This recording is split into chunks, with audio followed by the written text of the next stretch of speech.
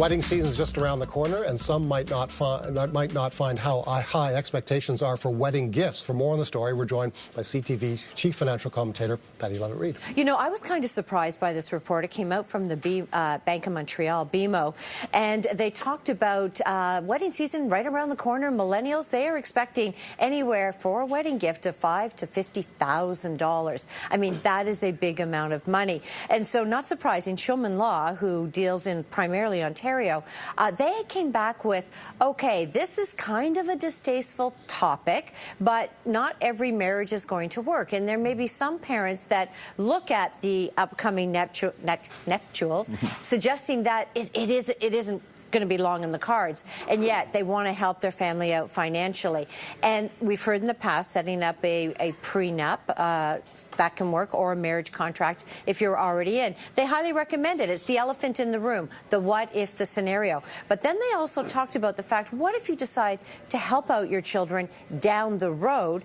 They're already married, they don't have this sort of thing. What can parents do to protect the money that they want to give their kids in the event of a marital breakdown? And they talk about a secured loan. They could put a secured loan in place.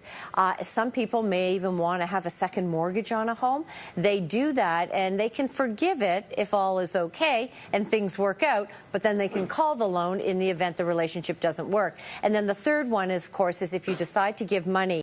When it comes to a breakdown in marriage, there's an equalization of assets. The marital home is definitely a big one. Keep the money separate in a separate bank account.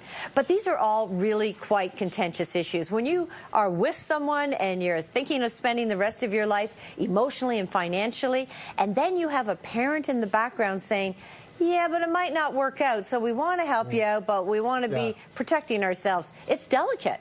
When I was young, I found it difficult to afford wedding gifts because I was on a limited income. How should younger people on modest incomes approach the idea of a wedding gift? Just on the wedding gift alone. Yeah, you know what?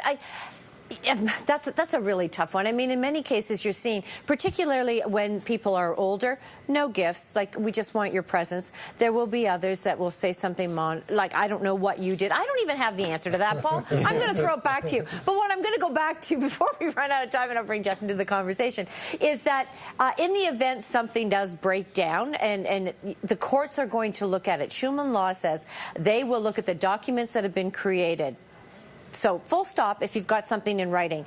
Any sort of repayment details if you've lent money and you have to pay it back. Any security held or a secured loan, maybe a second mortgage. Any expectation that that money should be paid back. So I guess what the moral of this story is, parents are trying to protect their children, protect their investment in their life in the event something doesn't work. 4 in 10 marriages statistically don't make it. So that's a 40% chance. We'll leave it there. Thanks very much. I bet you will, because I didn't have the answer to it. What do you do? Pattie Lovett-Reid. For more on personal finance, you can visit our website. That's bnn.ca/personal finance. Well, taxes on sugary drinks have long been a hot button issue as they've been put in place in various